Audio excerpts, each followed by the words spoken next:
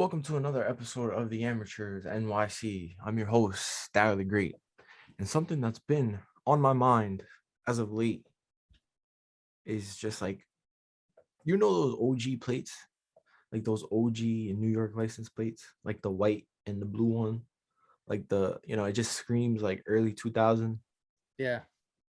Yeah, so I've noticed, and I'm so stereotyping right now, which is like not a good thing to do, but it's just my truth based off my experiences, driving on the LIE, driving on the Cross Island, that these people with those license plates have no type of patience when it comes to driving.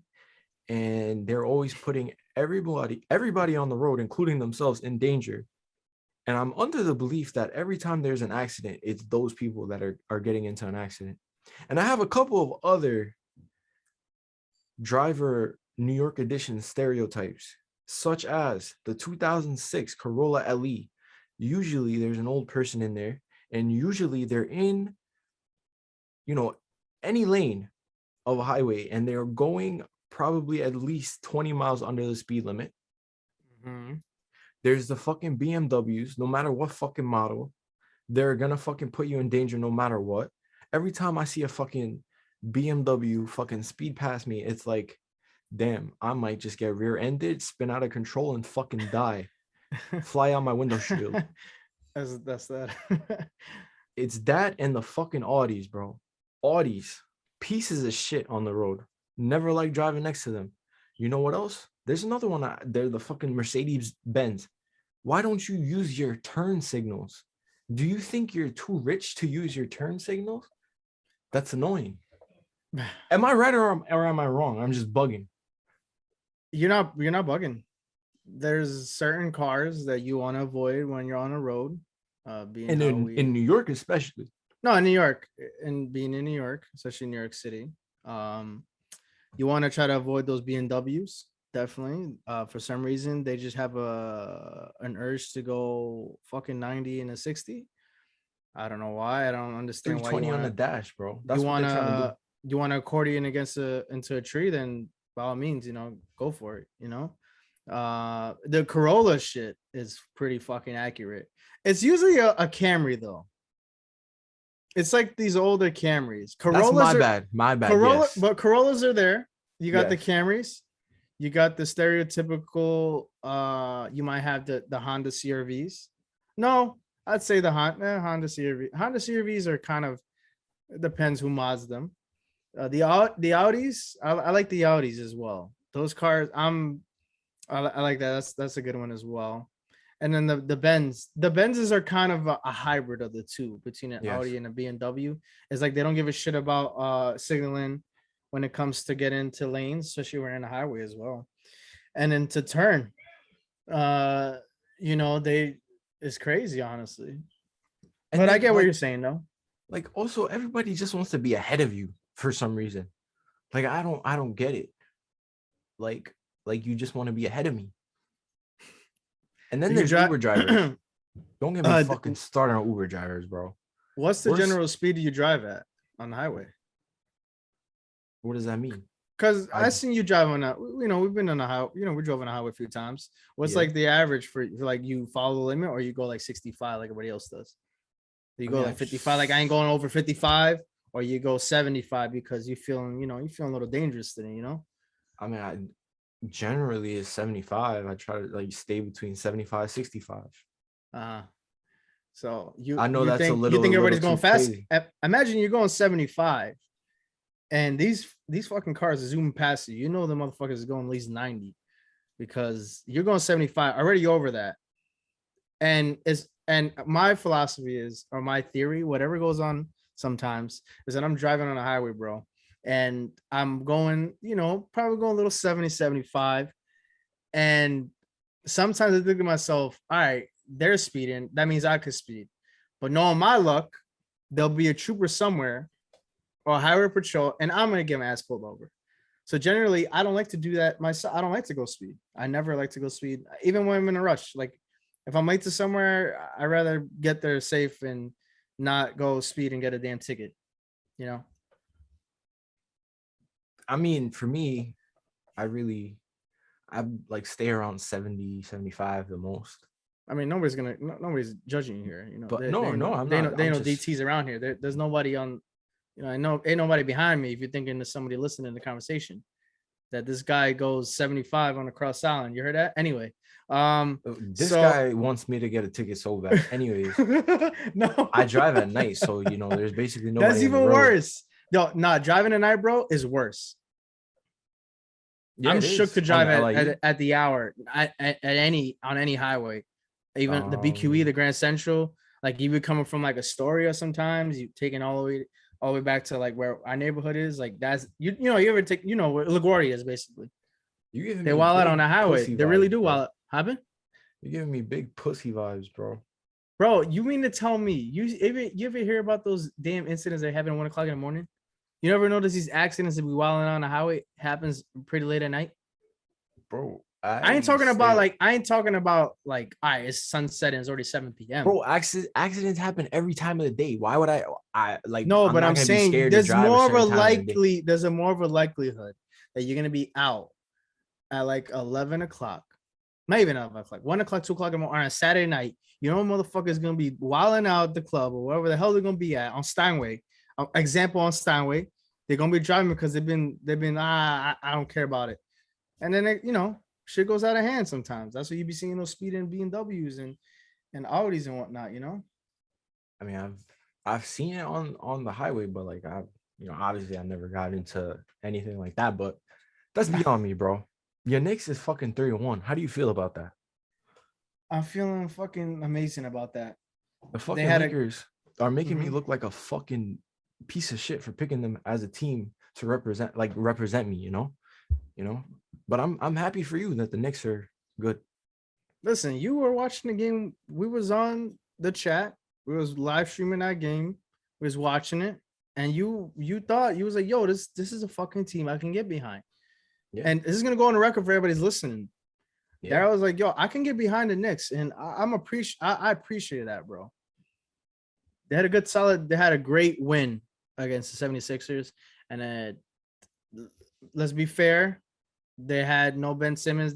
I feel like Philadelphia doesn't have, they have pieces. They have great players in Embiid, and they have Trebias. They got Danny Green. They got pieces on the Sixers, don't get me wrong. You got But that Steph team, Curry. they got Steph Curry. I mean, that's it. They got pieces. They got a lot of Yeah. good players. Doc Rivers. They got Doc Rivers as their coach.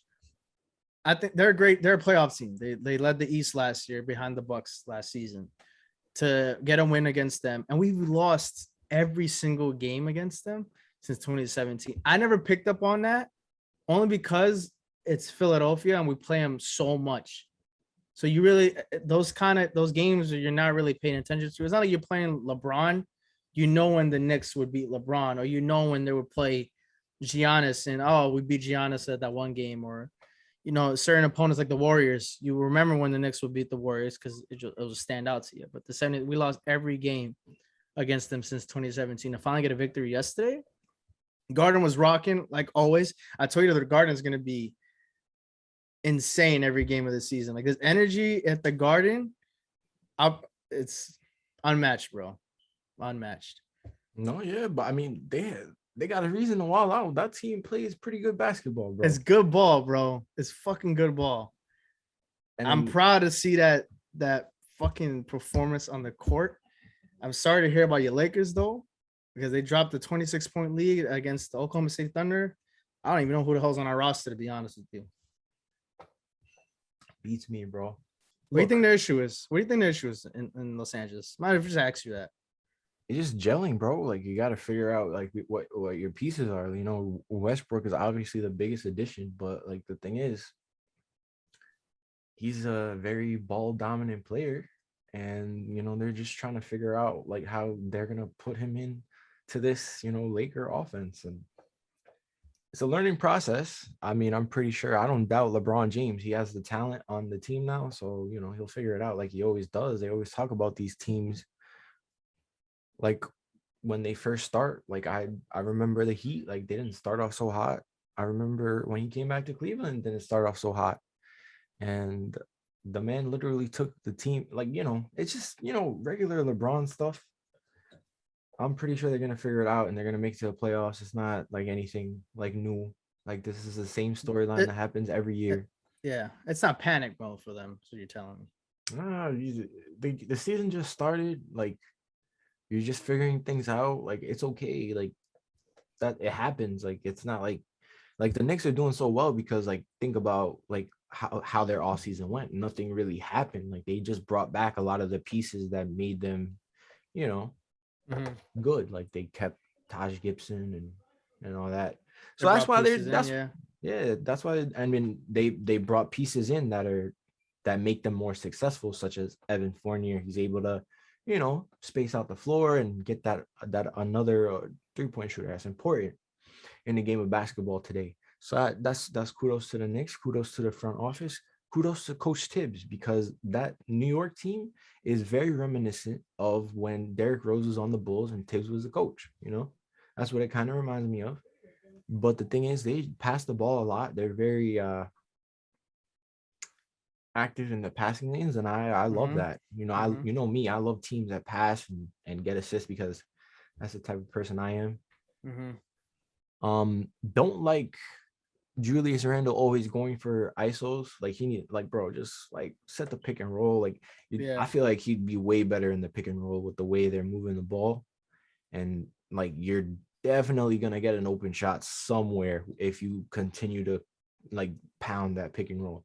That's what I think it is for the Knicks, and that's why I didn't really watch the Knicks game when they played the Magic, but yeah, I I just was watching noticed that. from the games Yeah. that they watch from what I watch, Randall's always going for ISO. Like relax, bro.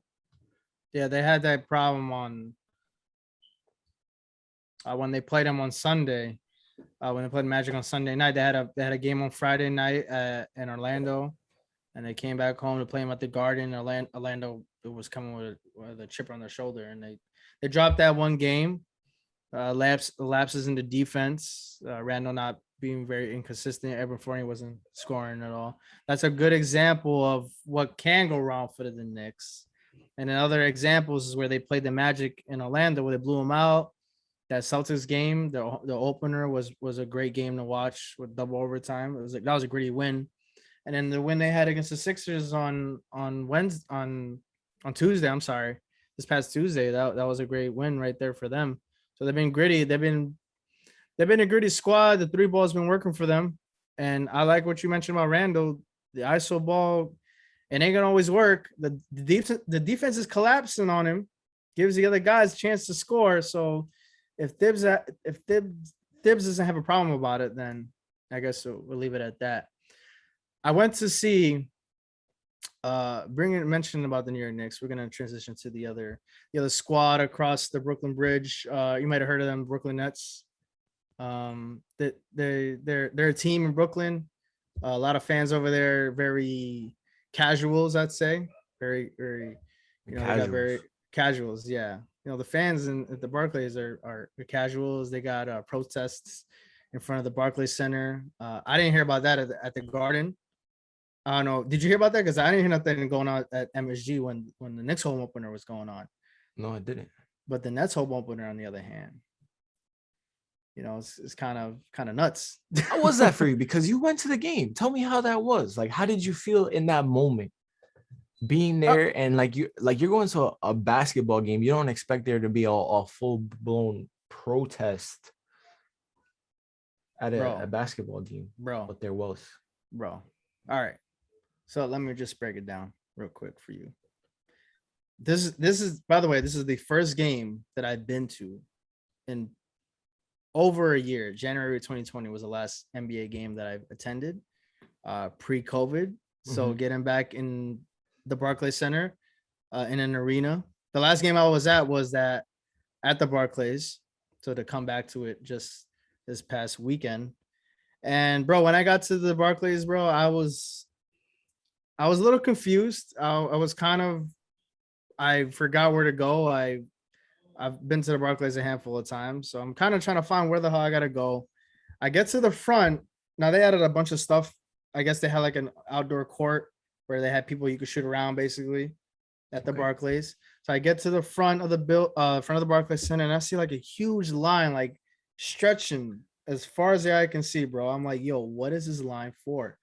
I see a tent, I see COVID testing tent, and then to my right, I see the NYPD Community Affairs, and I see people with loud phones, Megaphone. megaphones. I'm sorry, I seen with megaphones, and they're going with signs, staying with Kyrie, and I'm like, this ain't what I think it is, bro.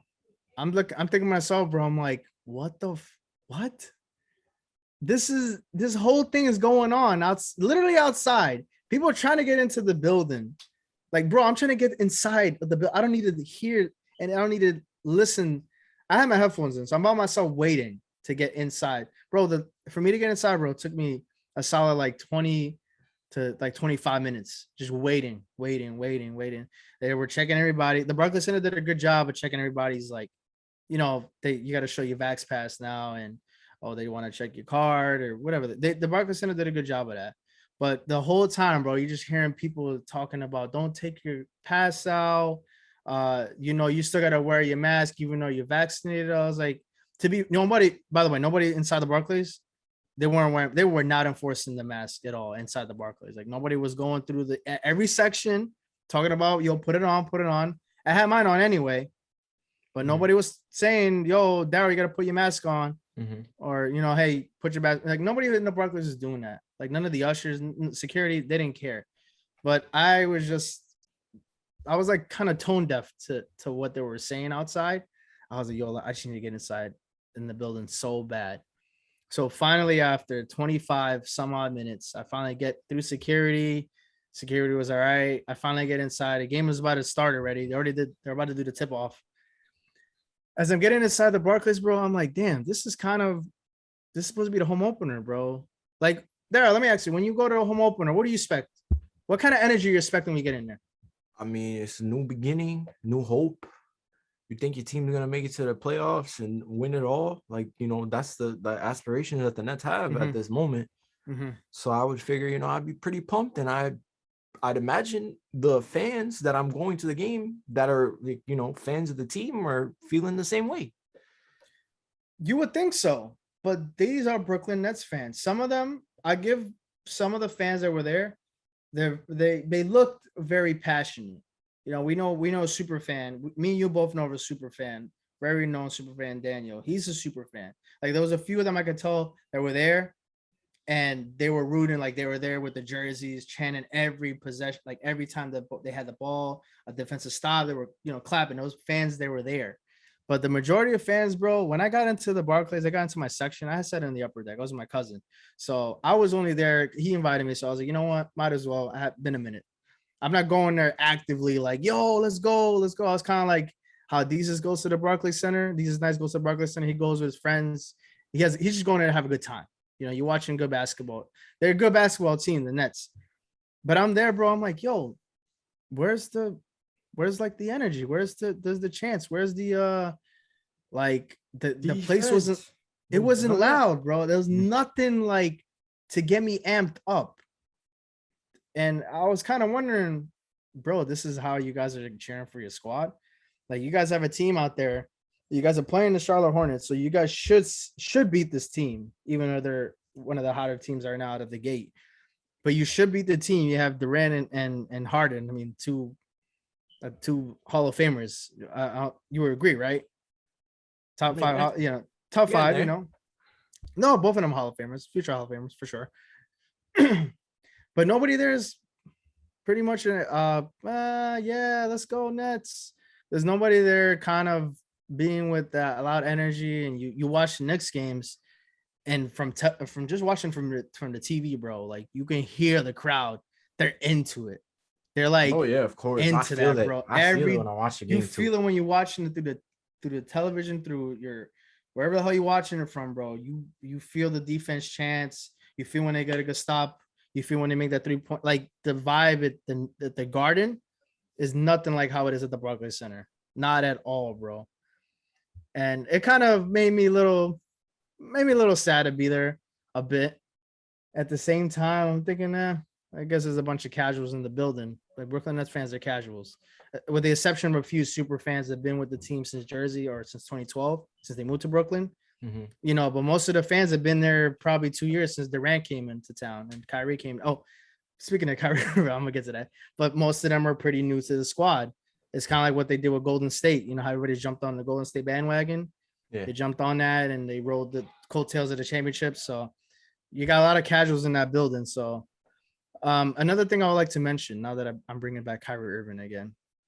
So you know how they have these promotions when we're at Citi Field or Yankee Stadium, they're gonna promote Aaron Judge, they're gonna promote Lindor or Pete Alonso, on the screens. Yeah. The jerseys, sell the merch, like yo, buy the Pete Alonso jersey or buy the Aaron Judge jersey, something like that. Bro, not a single, I'm telling you, bro, not a single peep about Kyrie Irving. It's like he never ever played for the team, bro. Not even on the highlights, not even on the like they use just for like offensive highlights or defensive, like, yo, hey, Brooklyn, get up, get up. You see everybody else but Kyrie Irving.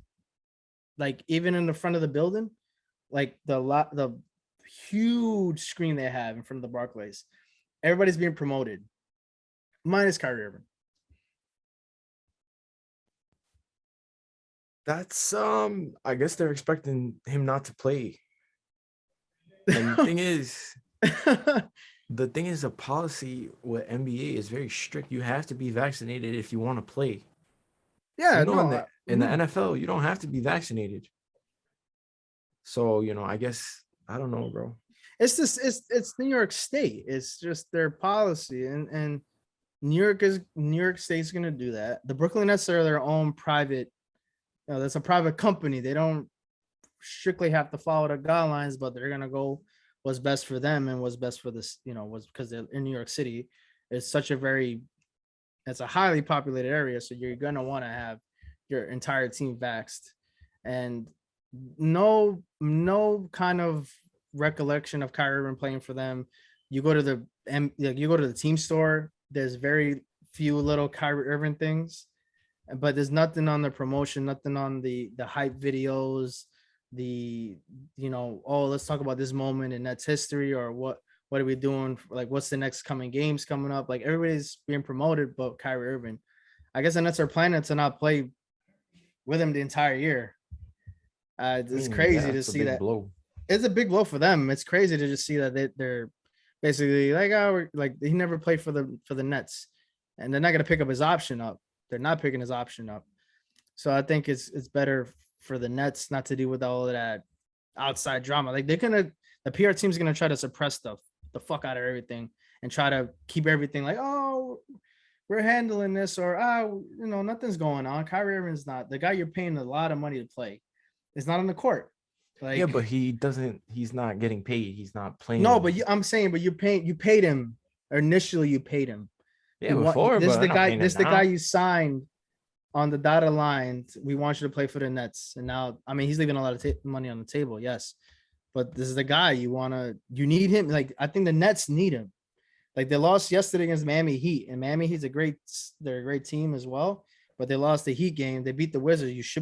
I'm pretty sure you should beat the Wizards. But they lost that game they lost the home opener against the Hornets. So it's kind of like add salt to the wound that they lost the game. You have all of that going on outside the Barclays Center.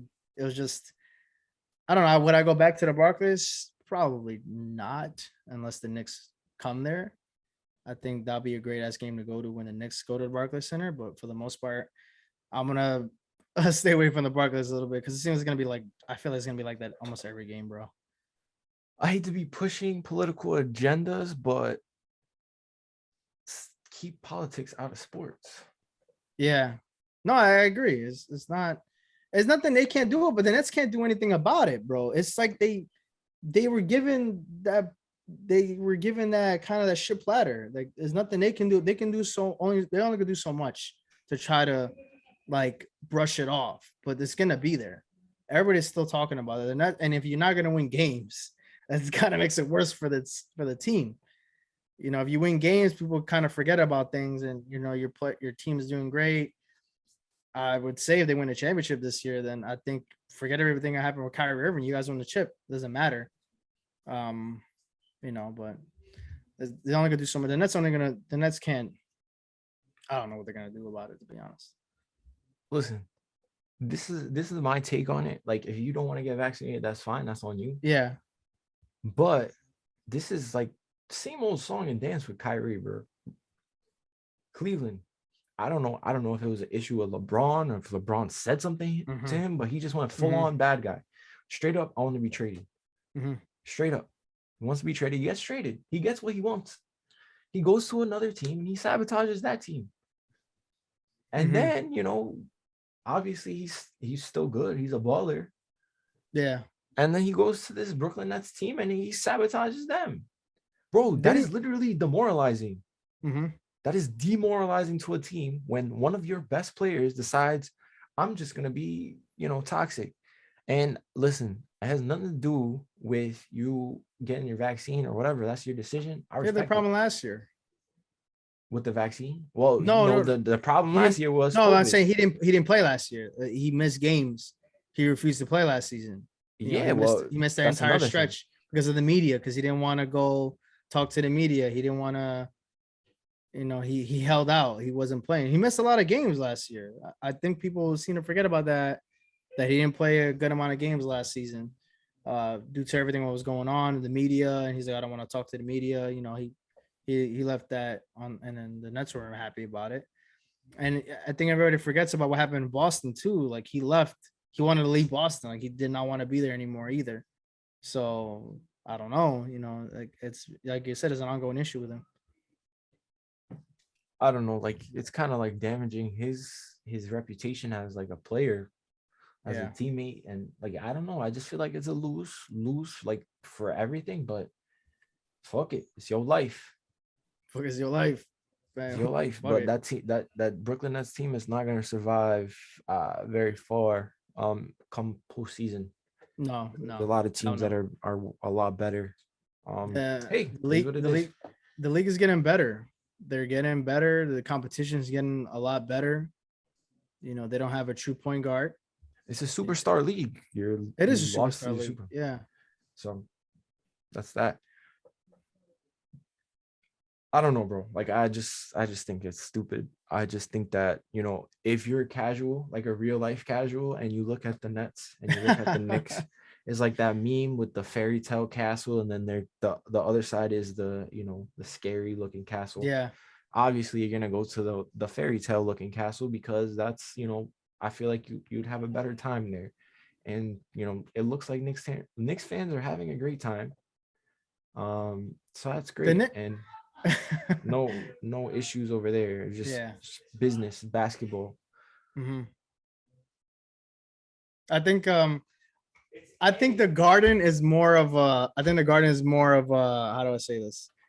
The Garden, it could be rowdy. The Garden can get rowdy. It has gone to that point before, and I think if you want to have a good time at a game, definitely go to the Garden, bro. Even if you're not a Knicks fan, like you might be a cat. Like there's some Knicks fans that go there just to sit courtside, or generally they had a lot. Jay-Z. Oh yeah, some casual Knicks fans going to sit courtside. That's not a casual. What I'm talking about, like they're not diehards, like a Spike Lee I'm talking about, or like fans like that's been with the team for years. They might just want to go to the game. You know what I'm saying? Nobody casual sitting courtside. Okay. I didn't mean it like that. I meant it as in if you want to go have a good time. Yes, I get it, but like be realistic. We poor out here. Yeah. We are. Yeah, New York. Yeah, you want to get courtside tickets at MSG? Good luck. But no, you want to have a good time. Go to the Garden, bro. Save yourself the trip to go to Brooklyn, to the Barclays Center, where there's not much really to cheer about. Nobody's really cheering, so do yourself that favor, bro. Go check out the Knicks, man. Knicks is the hottest team, the talk of the fucking town, bro. I'm fucking hyped as fuck about that. Well, I'm glad the Knicks are good. We're gonna talk about teams that suck now. Well, and we're gonna start with the team that's on your head. Well, yeah. Daniel Jones is a better wide receiver than Odell Beckham Jr. this year. How do you feel about that statement? Daniel fucking Jones. They came out and they surprised us against Carolina, which was a shocker. Played amazing defense. And Daniel Jones had a pretty decent game despite the weapons that he had. So, I mean, I feel like with this team, you're gonna You're gonna have bro. angry Daryl, and then you're gonna have content Daryl. Like right now, I'm all right. I'm not upset, but like I know, like we have one bad week, and it's Yo. just like the end of the world for me Mhm. again. So just like everybody else in this New York media, but I still don't believe in David Gettleman, and I want him fired. But I digress. I want to know your thoughts about the Giants game and their victory. And we didn't even watch it. We had to watch the highlights because I'm sick of that team. Still am, but it's like like you're in a toxic relationship, but then she does something, And you just and want it's to stay with her. like Like, I guess I'll stay. I'm just in it for the. All right. Hey. All Yeah. right. All That's right. how I am with the Giants right No, no, now. no. That's my No, relationship. yeah, that's true. My thoughts on Sunday's game. I saw the first half. I was pretty content with what they were doing on defense. Carolina wasn't really scoring. They look lost, Carolina. So to their, I think we were looking at the matchup like, yo, they're gonna lose this game as well. Like that was, I chalked this up as an L last week. I don't think I had my confidence after that Rams game. How do you have the confidence to go in? We're gonna beat Carolina. I thought the game was good. They did a few good things. They didn't get hot till the end of the game, and I'm pretty sure if this is another team that we're talking about, the defense played great, but Carolina's offense they've been struggling without McCaffrey. So Sam Darnold's you have to rely on him to do everything in the offense. McCaffrey opens everything up for you. Without McCaffrey, you're like, oh shit, I kind of have to throw the ball now. They kind of close gets hard for you. If it was any other team playing against the Giants, bro, I think they would have been blown out because I don't think they would have put up a good fight. You only scored 3 points in the first half. I mean, credit to Panthers defense, but like you didn't get hot to the fourth quarter. Like, come on, like you Nah, can't I have don't. you I can't have don't see it lapses like like that. that in your offense, though, bro. I don't Like see it like that. the week Football before, is a no, game but of two no, halves. yeah, but I know the week before you played good until the second half against the Rams, and then they just obliterated the Giants. This past game, you played good for the first half, but nobody was scoring. It's a 5-3. It was a 5-3 score, bro. Giants had a field goal and a safety, and the Panthers had a field goal. Like that is the weirdest score I've seen at the half. Like 5-3, bro. Like that's kind of what the hell is like what the hell we been watching the whole entire half. I They get didn't it, get but hot. like, listen. I get it. 5-3. That's a weird score to see. But like when I see a score like that, it tells me that one, the Giants are playing really good defense. The offense is not there yet, but it's okay because if the time expires, we win. So I mean, Mhm. it's Yeah, just yeah, like a different way yeah. that I look at it. Like I was like, oh I'm not wow, looking the at a Giants are negative competing. aspect. I'm not looking at a Okay, negative aspect. you I'm sound more unsatisfied. I'm because they had is I don't know, like I'm not convinced that the game they won Sunday, I'm not convinced like, oh, everything's not obviously okay. They're not 100% on offense. They still got players that are still injured. So you're gonna have that issue of, okay, we need to get Saquon back, you need to get Kenny G back. We don't know what's gonna happen with Tony because I don't know. They don't know how severe that injury, the ankle injury is. They don't know how long they're gonna have him out. And you have everything else going on. Daniel Jones has to do the damn thing himself. He's like, nobody else gonna catch the ball. I'm gonna catch the fucking ball. Come on, like, I mean, it's Mans is kind of third in the league in rushing for a quarterback, so Daniel Jones is he is doing kind of doing everything. Daniel Jones is very much under the radar this season in the division, definitely under the radar in the division. He's one of the out of the four quarterbacks in the NFC East.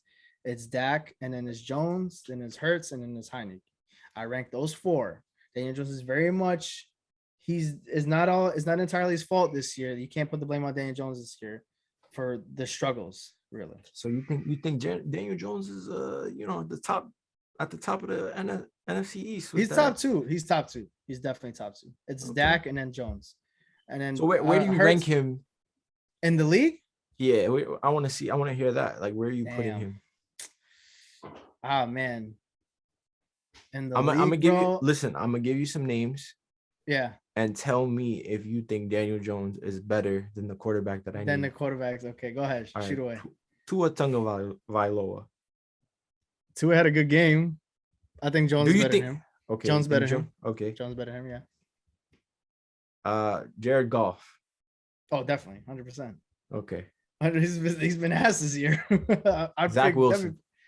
Oh, 100%. 100%. 100%. You think Zach Wilson's been lost, bro. He's a Mac rookie Jones. though.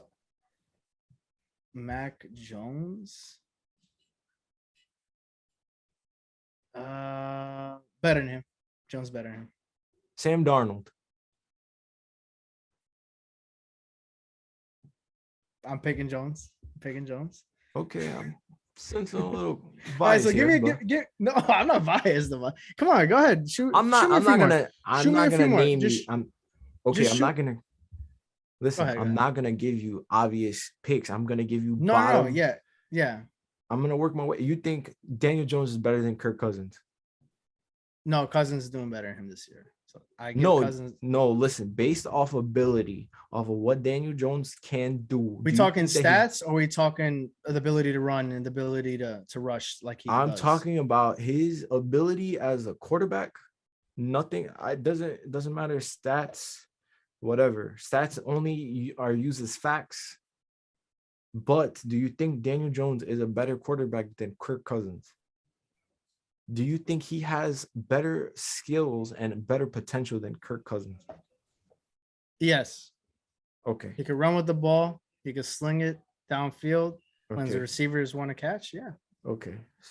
I so want to hear you after a brutal loss how you feel about Daniel Jones because I know you shit on him so hard. You wouldn't blink twice to shit on him. But that's how we are, bro. That's just how we are. We're New Yorkers. We're Giants fans. The Rams game was a good example of what can go wrong will go wrong. I remember Judge telling the media because they asked him, "Why'd you keep Jones in the game?" The guy has to fucking learn. So it kind of, I believe in that. you believe in that, right? You're not gonna take him out. You're definitely not gonna put Glennon in. You're gonna keep Daniel Jones in there. You're getting your ass whooped 38 to wherever the score was that we enjoy. I don't even know how many points we enjoy that because you're gonna learn from that. Yeah. And they came out and they could have done a better job out the gate, but they learned. They got a good win on Sunday. I don't know how they're gonna fare next week, by the way. Against the Chiefs? Are you scared? Like, what are your thoughts on them facing the Chiefs? I feel like it's a good turning point for them. It's a good turning point for the season. A win against the Chiefs. Listen, the Chiefs don't have it all together right now. It looks like they're not gonna figure it out. But hey, who knows? It might be. It could easily be a turning point for the Chiefs as well. The Chiefs. Who's to say the Chiefs are not gonna come out there and realize, listen, like there are teams in our division that are way better than us, and we need to pick up our shit before we don't make it to the playoffs and don't make it to our third Super Bowl. And then you look at it from the Giants' point of view, like they just want to fucking win another football game and make it 2 in a row. And if we win against the Chiefs, I don't know. I think that would be like the greatest Giant victory in the past 5 years under David Gettleman. What do you think? The greatest Giants victory. That'll be the greatest Giants victory in the past 5 years. There's no victory that we were like, wow, bro, my Giants really pulled this one off. Under Gettleman's rule? Ah, man. Damn. I don't know why you're putting thought into this. We've won absolutely nothing. We've done nothing, but it's a meaningful win. Damn. Yeah, you're right. Think about it. You're right. You're right. This team hasn't done anything positive to make you feel like, damn, we got like this is a great we needed this win today. We needed for no, you're right. Yeah. No, if they win, one of the craziest games that I saw from the Giants under David Gettleman was last year when they played the Tampa Bay Bucks and they almost won. They lost at the last, was it overtime? Yeah, they almost. They couldn't make it to the goal line in time. Yes. So yeah. I think it's gonna be I don't even want to say a toss-up right now. Chiefs is just like abysmal, bro. Their defense is the worst in the league, bro.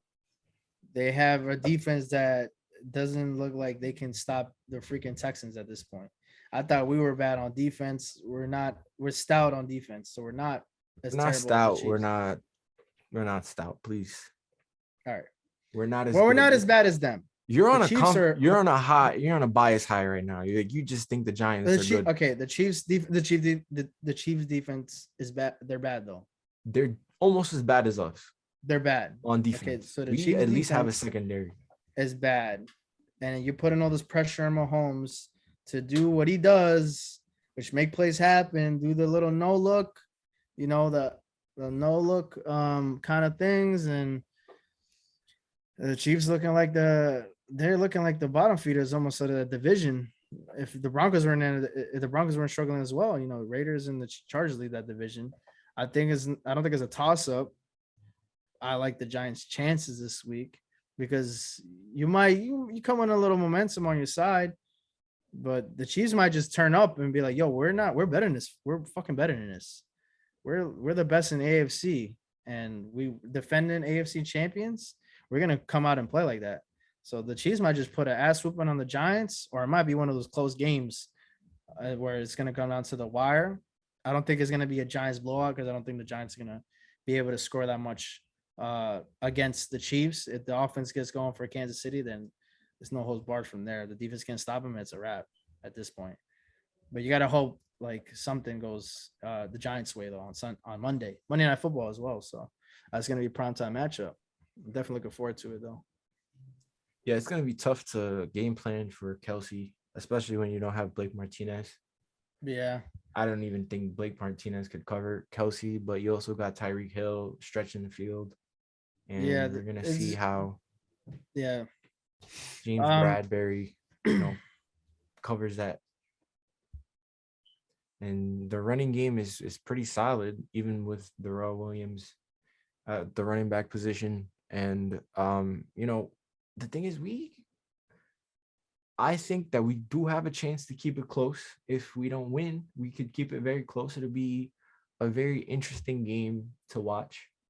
Very interesting Monday night game. Obviously the storyline with the Chiefs is they've been to the Super Bowl back-to-back, and now they can't win a football game, correct? They can't even win a football game. And we have the same issue, but it's just been going on for 5 years. This has been going on forever. Everybody's in panic mode in Kansas City. Yeah. Your team's below 500, you're gonna sell into panic mode. So it's just like that. If they win that game though, if they win Monday night, the Giants manage to pull out this dub in Arrowhead, bro. What do you take it? What are you gonna be looking forward to for the rest of the season? Like you mentioned, this is a turning point. If they manage to get the dub over there, what are we looking at, bro? I mean, like, what are you talking about? Like, rest of the season? Like, yeah, this is a turning point for them. If they win that game, I consider it to be a turning point. I agree with you with that. Now, you think they're gonna go run the table, or it's just they're gonna keep on play at 500 for the rest of the season? I don't think that they have the ability to make it to the playoffs yet. But you gotta, for me, like what I want to see from the New York Giants is integrate these pieces. I want to see the offense at full strength. I want to see Saquon. I want to see Galladay. I want to see Tony. I want to see Shep. I want to see all these guys working. I want to see them.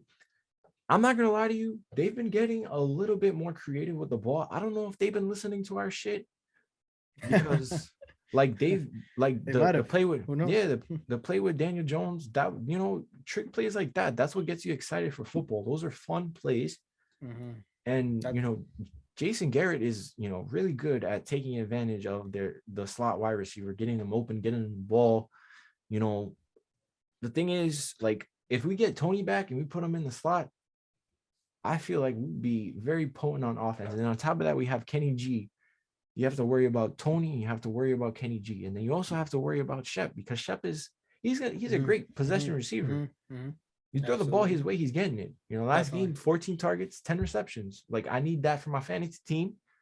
But I also need that to see that for the Giants' sake, because, that's important, like getting the offense going. And most importantly, having targets for Daniel Jones, because he's our quarterback and we want to make sure he has the deadliest tools available, so he can do his job correctly. The offensive line is not terrible anymore, so we can't complain about that. As much as it pains me to say, Gettleman did a decent job with the offensive line this year. Oh, yeah, this is on record, bro. This is gonna go up. Yes, I'm hearing you correctly, right, bro? Yes, Gettleman. You're gonna give credit to Gettleman. I'm gonna give some credit to him. He did a good job with the offensive line. The offensive line is pretty good. Obviously, because Daniel Jones is doing things with the football. You had that one game where he threw for 400 and whatever yards. Mm-hmm. He had that bomb to John Ross. Yeah, bro. I don't think Daniel Jones is terrible. I was like, yo, he kind of looked like Eli Manning, not gonna lie to you, but he's his own person. And listen, he's a quarterback. We gotta support him. We're Giants fans. Are you gonna be what? I mean, yeah, this is a stupid question to ask. Of course, yeah. I'd like to just point out though, bro, that there's two games that we should have won. There's 2 games, so our record would have been a lot different if we would have came out with those dubs. The Washington game and the Falcons game, 2 games that we lost with field goals at the end. Like those two, I feel like we lose games like that to the Falcons all the time. You flip that around. You're looking at a different team, 4-5, if that's the case. You're looking at a different squad if they would have won those games. So the games we got single-handedly blown out by the Cowboys, the Rams, those games like that. Those games, you're going to lose games like that. So I'm looking forward to it, bro. I'm definitely looking forward to it. I don't think it could be worse than being a Jets fan, though. So sorry for them. Sorry for the gangrene over there. I'm sorry for your Jets fans, guys, because I dealing with some real down bad stuff. Belichick put the beating on you guys. He said, "Oh, we scoring? Well, we have 40-something points. Nah, just keep piling on, man. Keep piling on." I don't think it was worse, bro. I don't know, Jets fan or Giants fan, bro. What's worse, bro? What's worse? You're gonna tell me that question? No, you know what's worse? Being a Jets fan, because one, they hate on the Giants so much and they never won anything. It's like the Mets fans with the Yankees fans. No. It is. Now you got me tight, bro. You got me tight, bro. It is. Don't compare the two. We don't. You talk about your chips, the Yankees. We understand where we're at. The Mets fans understand. But if you tell a Jets fan, hey, listen, why are you still watching this team? They've been suffering for 50 plus years. They haven't won a Super Bowl since 69. That's a lot worse. We've had moments within the past few years as Mets fans that we can kind of hang out, can tip our cap to. There's 2 different things, bro. Like, don't say that. I never tell you about so what, you guys have 27 rings. Yeah, 27 rings, that's fine. Half of them were even before there was anything to do with a lot more teams in the league. So we're not even going to talk about that part. The other thing is a whole nother story. You can't compare the 2, bro. I'm sorry. Jets fans are they're more down bad than Mets fans. So don't put them in the same echelon. All right? Do me that favor, bro, because you're going, your little records there. That's all. Okay, we'll take it to the community. We'll see. We'll see. I feel like Jets fans are just like Met fans. So that's just how I feel. I'm sorry, because I knew a Jet fan, and he would always tell me like how the Giants fucking suck. Yep, we've been winning more.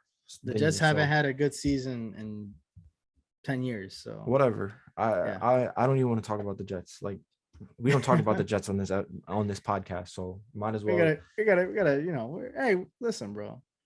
Gotta every now and then, Yeah, like, whatever. That shit terrible, and they're gonna suck a lot more.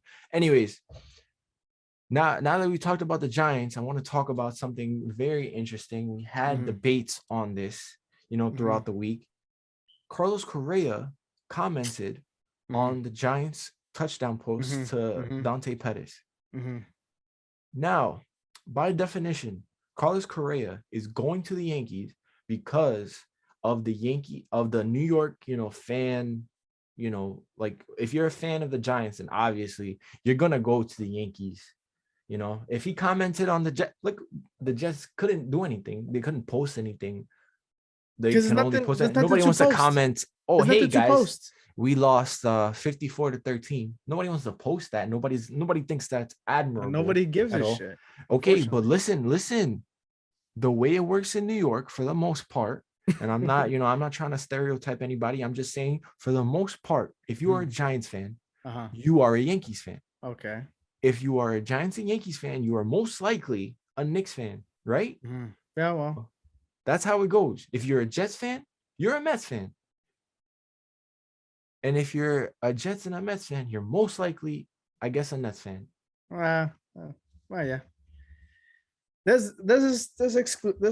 excluded from that. You know me. Yes, you are. You've known me for a Yes, you while. are. I got the big blue on the cap. Got City behind me, and I'm with the Knicks. But you're not wrong. There's usually It was that Giants. stigma. There's a Giants and a Yankees connection. You go with the championships. You're gonna roll with the championships. I kind of offset that with the Giants because I know we haven't won a championship in 35 years. So I go with the big blue. But yeah, there's always a Yankees and Giants connection. I was kind of surprised that he went and quote tweeted that.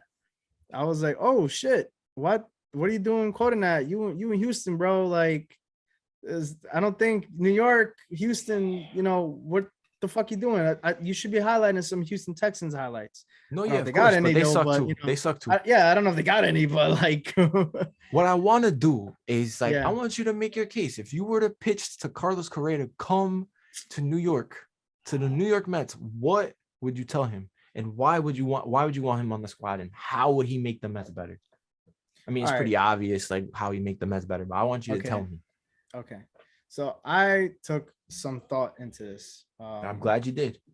I took some thought into this. I'm more open-minded now. You're right. We cannot put Correa. We can't put Correa at short. Now it'd be amazing to have a trio like that in the infield with Baez, Lindor, and Correa. I think that infield that's a crazy ass infield if you ask me. And you can disagree with me if you want, but for a fact those three in the infield that's a nice infield, bro. I disagree with you. You don't think that's a great infield? They're all great. I think it's all great defensively. Defensively, they're great. No, I don't think that's right for Baez. Right. Baez, he was up there in errors. Let me okay. So he was up there in errors, bro. How I feel about errors. Let me get to what I was gonna say. So that would be a crazy ass infield to have Correa, Baez, and Lindor, but you can't fit him in. You cannot fit them. There's no way you can put the three of them unless one of them decides to jump ship, which would definitely be Baez because you have Lindor under contract, so you can't tell him to go. If Baez does decide to leave and go back to Chicago, Baez is back. Then I have to get a little crazy here with this. Then if Baez decides to go back to Chicago, then you have that opening there. Then just maybe you could put Correa. Then you bring Correa on board. But as if they're gonna want to bring the checks for it. Now I don't know the Yankees case to that extent and what their argument is. Obviously, you don't like your shortstop over there. You're not a fan of him. You've told me this. It's not that I'm not a fan of him. I love Glaber, but like he's not a shortstop. He was never a shortstop. When he was coming up in the farm system, he was a second baseman. And then they realized they had a hole at shortstop, so they asked him to play shortstop, and it's not working out anymore. We need a shortstop. Yeah. So my case. Yeah. Wait, you finished? No, I was gonna ask you, what's your case? Like, what is your argument here with this? Listen. This is what I want from the New York Yankees. And this is why Correa makes a very compelling fit for the New York Yankees. One, he's a free agent. And you know what the Yankees do with big name free agents? We eat them up. We acquire them. We pay them. We overpay them. They overstay their welcome. And, usually we don't really get a good return at the end of the contract. And A-Rod. That's why we were reluctant to pay Cano. They realized like, hey, Like we don't want to pay you. And then look at Cano now with that big contract. So there's an obvious hole at the shortstop position for the New York Yankees. Defensively, like I said, we have to get better. And and a couple of episodes ago, before the Yankees were eliminated in that playoffs game against the Red Sox, I said, hey, this team needs pitching and it needs defense. And the pitching obviously didn't show up that game. And, that was, mostly Garrett Cole's fault. But that's what I'm saying. We paid so much money for Garrett Cole. That's a whole nother story, bro. Like you that one game, you gotta like hold it down for us. Anyways, that's besides the point. Correa would fit perfectly at shortstop, obviously, because and he would be probably the greatest shortstop that we've had. I'm not saying he's greater than. Before you are listen. Shut bugging, your mouth, bro. You're bugging. I did not say anything about him being greater than Derek Jeter, bro. Okay, all right. I'm just saying I was about to say he would be one of the greatest shortstops that we've had since Derek Jeter. Okay. Like you were about to come and attack me. Listen, I'm not naive. I'm very well aware of the talent of Carlos Correa. Okay. Defensively, he's amazing at shortstop, and that's kind of the best what you in the need. league. Yeah, one of the best in the league. Yeah. Yes, and that's kind of what he cheated, we need. but he's one of the best in the league, though. Even though he cheated, but one of the best. Listen, all of the sins that happened. Listen, we forget. Like if he comes onto the team, forget whatever we said about you. Like 2017, all is forgiven. All is forgiven. We signed him a 7-year contract. Give us 3 World Series. We're all good. Everything's good. Go ahead. Tell that to CC. Tell that to Sabathia. Tell it to Aaron Judge. Tell it to those guys that he's gonna have to end up playing with. You remember what happened? You remember this very, very well as well. Okay. That so how about this? They were fucking livid when they found out about that shit. Of course. And they were all good friends. Remember, they were all cool with each other. Up until that scandal came out 2 years ago, that shit went down the tubes. And Sabathia said, if I would have known about that shit, I would have fought somebody on that field. And Sabathia was pissed about that shit. So you can't just say, let's wash everything out. Now I get it's a business. So if you want to win games, you're gonna sign a check whoever the player is. If he's gonna bring that talent to your squad and that offense and the defense as well, then yeah, sign him. All is forgiven. We forgive you. Bygones be bygones. Let bygones be bygones. We'll let you play for the pinstripes. All right, just win us some championships and we'll be good. But if it doesn't, then hey, listen, that's a whole nother story though. But listen, I don't care anymore. I like the thing is like they didn't get their championship taken away. They didn't really get punished for cheating. Like it was just swept under the rug, and now it's just like okay, like everybody's like kind of over it. Do you see? Everybody's over it. I'm over it because I want Correa to be a Yankee. Because you exactly. You're over it. You go ahead, tell everybody else in the league, bro. Have you seen? I'm getting a little. Everybody else in the league. Hold on. No. Everybody else in the league gets tight because Fernando Tatis wants to hit a home run when they're up 9-0. Shut up, bro. I don't care. I'm not saying about that. I'm a Yankee fan. Can I get my point across, bro? No. Not at this time because fuck that. I want a championship, bro. I don't give a fuck. I'm just saying, look, nobody forgot about the cheating for the Astros. If you look, the World Series right now, the Astros are in the World Series, and you think anybody's rooting for the Astros, bro? I'm not. I'm gonna look at you right now, bro. You think anybody's rooting for the Astros in the World Series? I can give 2 shits who wins the World Series this year because I don't care really. But I don't care really who wins the World Series. If they win, how are you gonna feel if they win? Hold on. Look. Nobody's rooting for the Astros, bro. So I don't think anybody just forgot about it. All right. Tell that to the Dodgers. Tell that to the Yankees. They didn't forget about it, bro. So don't say, oh, we didn't forget about the Astros. No, listen, bro. I forgot about it. This thing is going to go. This is going to be in the wreck. We're going to be 100 years old and it's still going to be talking about this thing. People. No, I'm not us, but people are going to be talking about this thing. It's kind of like what they did with certain scandals in sports. Deflategate is one of them. Like that's one of them, bro. Like that's right there. So don't tell me nobody's rooting against, the whole country's rooting against the Astros. I can personally give two shits about the World Series this year because I don't respect the Astros Braves. as a team. You don't And respect the Braves? Braves, bro, You don't respect them? I don't respect the Braves. Why? No, let me not say that. Fucking, I'm gonna have to backtrack on this shit. Let me explain why. I'm not against the fact that they capitalized on our mistakes, because I think I mentioned this. I mentioned this the other day. If the Mets didn't collapse like they fucking did, that we wouldn't be talking about the Braves in the World Series right now. I promise you that, bro. They won the division, and whose fault was that? Between everybody else's fault. I can't look at the Phillies because the Phillies are just in the race for the entire season for the division. We had the division lead for the most amount of time out of anybody in the entire National League. In the entire you didn't league. finish like that. Okay, that's what I'm saying. And we finished in third place. If the Mets did not have that collapse like they did in July and August, especially after the All-Star break, I don't think me and you would be talking here about a Braves and Astros World Series right now. So what we And you know I'm right, Mets bro. and You know, Astros? I'm right. No, I'm not talking about the Mets. No, I don't think the Mets.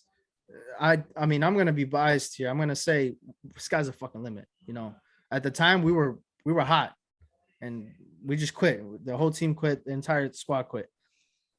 I'm saying that we wouldn't be talking about the Braves World Series if the Mets didn't do what they did. And the Braves are like floating around 500 the entire season, bro. They were floating around 500, and somehow they got hot at the right time. I thought a team that was going to go to the World Series might have been the Giants, San Francisco, and the Cardinals, because they were on a tear too for the last month of the season. I would have predicted the Braves make it to the World Series, bro. Like, I think they're like, that's a Cinderella run, because nobody projected them to make it to the World Series this year. I know you didn't predict that. Nobody else picked it from the NL. The amount of competition they had, 100-game winner, 100+ games the Giants had. Nobody predicted the Braves to do this. So I'm gonna blame the Mets for this. I'm blaming them, bro. It's the Mets' fault. It's the Mets' fault. You couldn't play baseball when it mattered most. You let the division slip away. You shit the bed. That's I'm not rooting it for anybody in the World Series this year, fam. Like, this just not.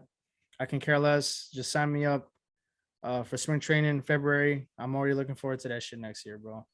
We put a nice little thing up on Twitter the other day. A lot of people seem to agree with me that bring on just give me spring training, bro. Forget about the World Series. I'm looking for next February already.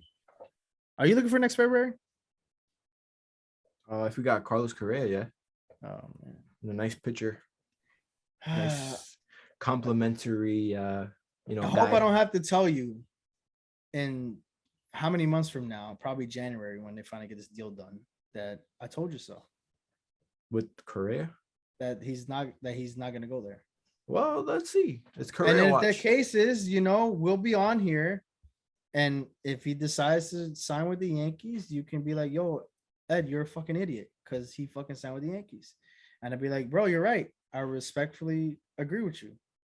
Like, only time I tell you know how long these things take, by the way. They take forever to materialize any kind of deal. Yeah, because baseball free agency sucks dick. It's the worst, bro. It sucks dick. I realized that every offseason for baseball, it just takes an eternity to get anything moving, to get any players to sign. They didn't get Lindor last year till like January. You spend a whole 2.5 months waiting for something to happen, and everything takes time. There might be a CBA lockout if you realized. They might have mentioned that to you. The CBA lockout. They might have a lockout for the start of next season, and they don't know how long that's gonna. Like that might put a hold on a lot of things. They're not worried it's not gonna get anything done. They're not worried for the fact that it won't get done before spring training, but you're gonna have that lot of time waiting and wondering, geez, oh damn, I can't sign anybody because there's nothing I can't do right now. So that's gonna be another factor you gotta play into. So you don't know if you might even get Correa until maybe February. Who knows? But when that day comes, if it does come, we'll definitely be on that. I'll definitely will hear from you. And if he signs to the Mets, then I'm gonna throw a parade in my own house. Like I'm just throw a parade. Okay. Like I told you so. So We'll see about that. You like Smash Bros, bro? Oh, I'm a big fan of Smash Brothers. Yeah, I heard you don't Yeah. like it anymore, but I like it though. No, I like Smash Bros. No, bro. No, I've you always don't liked. like it, bro. You don't like it, bro. I don't like Smash Bros because Stop fucking lying. Sora. Oh, okay. It's because of him Anyways, now. It's because of him now, huh?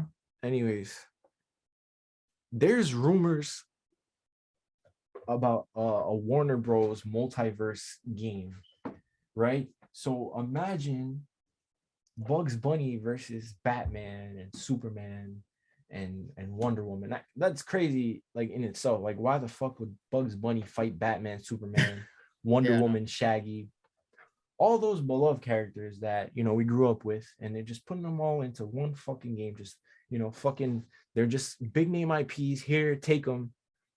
And then it's rumored that superstar basketball guy LeBron James is going to be a DLC character in this game.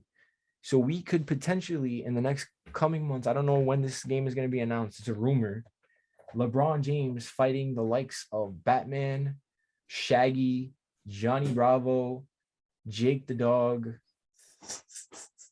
and I'm here for it. I'll be I'm damned. here for it. Yeah. I'll be damned if LeBron James somehow manages to kick Batman's ass because I'm gonna laugh at that.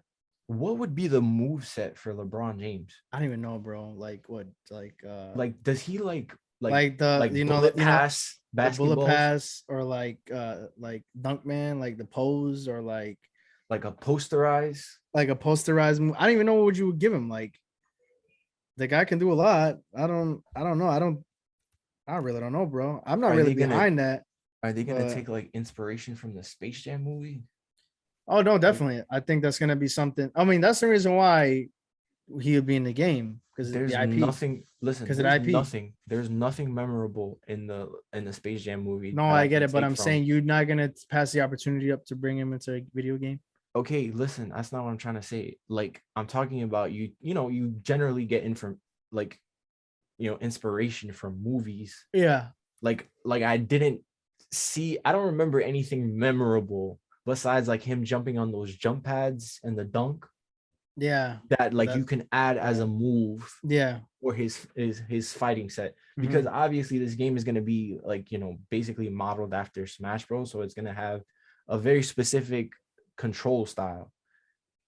If this game decides to like go that route, like the up B, the down B, stuff like that, Well, I don't really know how you put LeBron James in a fighting game and make him a viable option, but I'm very interested in the idea of it. people are gonna get behind it. There's No, of not a course. question of people are not gonna be a fan of it. They see LeBron, they're gonna Warner Brothers is gonna be like, oh shit, we got people that they're gonna want to play the game. They have a lot of good IPs already. So I mean, they got Batman, you got majority of the DC universe that you can put in the game because you've done injustice. So might as well put everybody else in that game. So I think it'll be definitely interesting. Now I want to say that you think that's gonna you has said that this game will take over Smash Bros. I didn't say it was going to take over Smash Bros. Bro, this guy convinced me earlier, said that I didn't this game convince you would be anything. You're on some bullshit. no, bro. Listen. You're on some bullshit. Why Nah, would bro? no? Like you're on some Nah, bullshit. bro. You're a firm believer of the game, but I like that because The you game have a lot doesn't of even exist. you have a lot of It doesn't faith. exist. It's a rumor. You have a lot of faith, bro. I respect that. You're really bro. coming off as a moron on YouTube. You know that.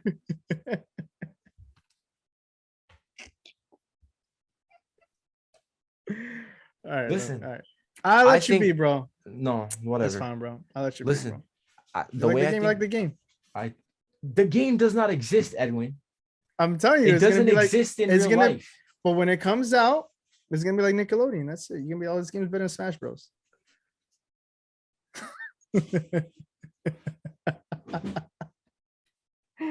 Go ahead, bro. I'm sorry. Go ahead.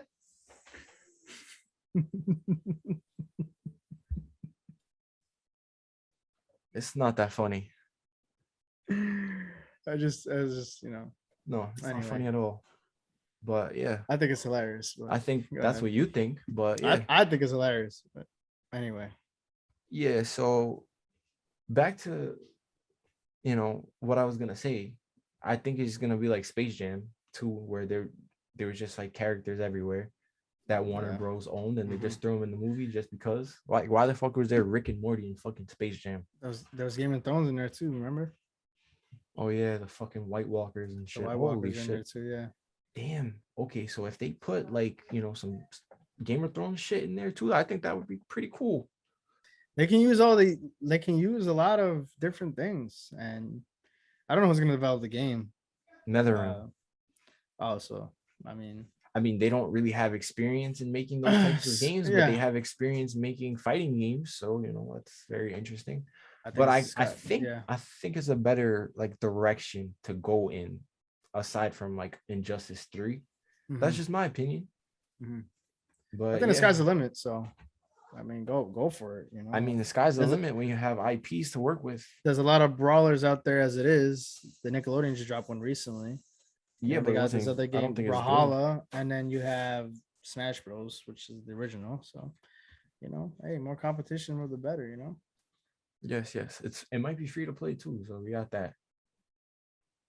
Free to play games, bro. That's the way now, and a bunch of this playing Halo 2, bro. Wait, I'm hyped for that shit. I'm hyped for Halo 2. I think it's gonna be the best game this year to I ever think to come out. I didn't like what I saw from the campaign, but I don't think some people don't like to play games for the campaigns nowadays. But I it's mean, Halo. I was It's waiting for Halo, so you're that. gonna have to. I mean, bro, I'm pretty sure you agree with me. A lot of people enjoy playing the Halo campaigns, aside No, from Halo 5. Halo 5 was I heard is pretty bad. I never played it. Halo 4 campaign was pretty great. I like Halo 4 campaign. We tried to co-op it. So I didn't like what I saw in the trailer for the Infinite, but I'm hyped for the game though. I'm pretty hyped for it. There's a lot of hype behind that game. as long as it's not grindy, I don't care. Or like it just like it kind of like masks the grindiness. Like I'm not gonna play campaign until co-op comes out. It doesn't come out Mhm. with co-op like Oh, first day. yeah. So I'm really just getting it for the multiplayer because from what I played from the beta, it's amazing. Mm-hmm. Like the beta is like I genuinely thought that it was like a polished product, unlike Battlefield. I played the Mm-hmm. Battlefield beta and that shit was not as polished. Mm-hmm.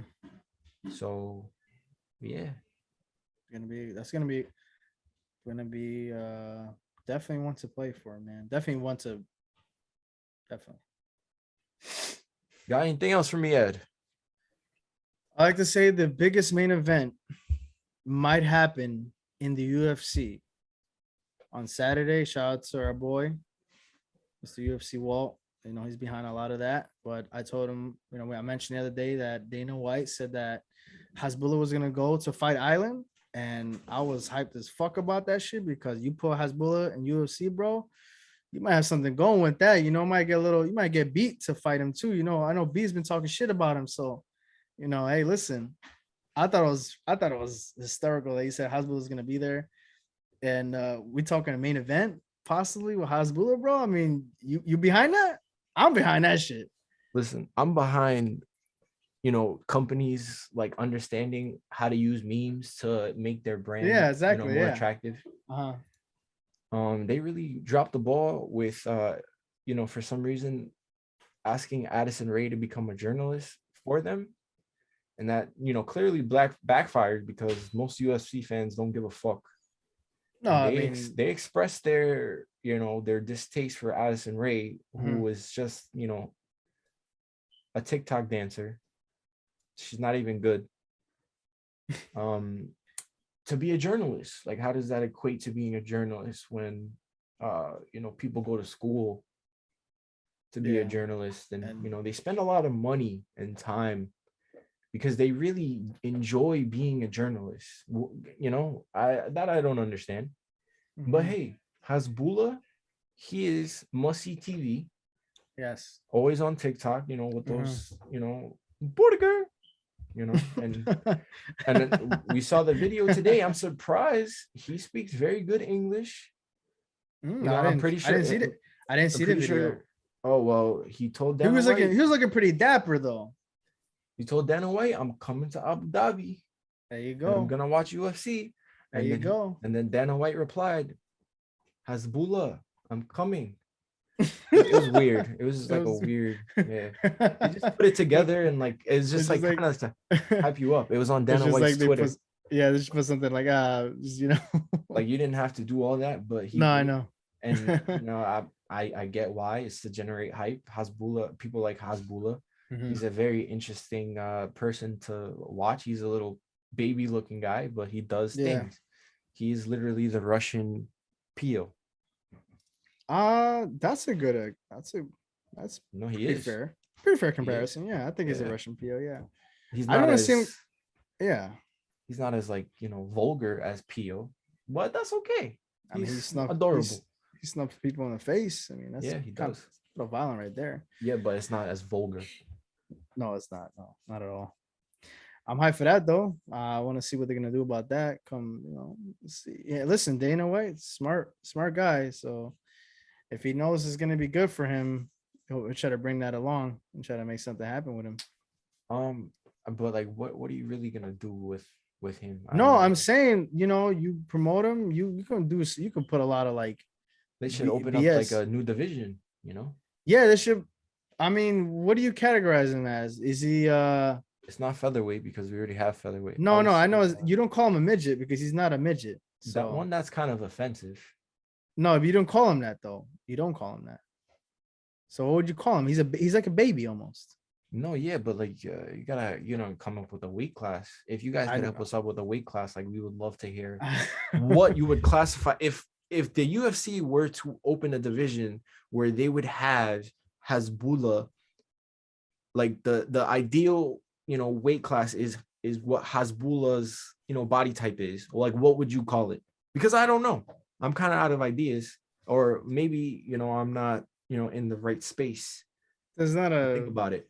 no. I don't even know, man. What would you call it? I don't know. You can't I don't know. cruiserweight. I mean, cruiserweight's It's not cruiserweight, bro. it's not cruiserweight, no. That's Rey Mysterio, bro. That's Rey Mysterio. That's kind of like featherweight. I don't know. I mean, you got a couple fighters. You got him. You got the other that he was supposed to fight somebody, another kind of like baby. I forgot his Russia. name, but yeah. I forgot his name. You think we could put Beat in there, even though B has a considerable. He's retired, bro. He's retired. No, but you could put. Come on, Beetlejuice versus Hezbollah, bro. I'm pretty sure people will pay to see that. Come on. No, bro. He's retired. All right. Well. Yeah, bro. I'm drawing blanks, bro. That's all right. Listen. We can let the people decide. Maybe people let the community decide. See, a lot of people can bring a lot of names up. Yeah. Yeah, UFC Saturday. I love seeing grown-ass men strategically beat the shit out of each other. Yeah. We don't talk about UFC often on the podcast. Like we Yeah, just strictly no, like, and I think like we should talk. yeah. We're gonna watch UFC Saturday, and we're gonna talk about it. We should bring along. Yeah, go ahead. I want to see like how we do with that. And yeah, Should bring along Walter. Why does we bring Walt along? UFC Walt, a guy UFC Walt. Yes, should bring him UFC along. Walt. Should bring him along. Try to get him in this. Try to get him in the studio. All right. Excuse me. Anything else in your mind, boss? Anything you got before we head out the door here? Nah, bro. All right, listen. It's a good matchup. We got a good sports weekend coming up. Knicks are gonna be playing 4-0 against the Chicago Bulls. Got Giants Monday. When are they playing? Right now. Right up as we're recording. The Knicks are playing right now. Oh my god, they're playing the undefeated Chicago Bulls? Yo, Zoe and Levine. Like, you got ZO2s on, bro? Because I don't got ZO2, so. No, bro. I don't got that. Bro. All right. Alrighty, guys. Take care. Subscribe, like, join the Discord, follow on Twitter, follow on Instagram, follow on TikTok. Do whatever you gotta do to get your fix of amateur content. Peace.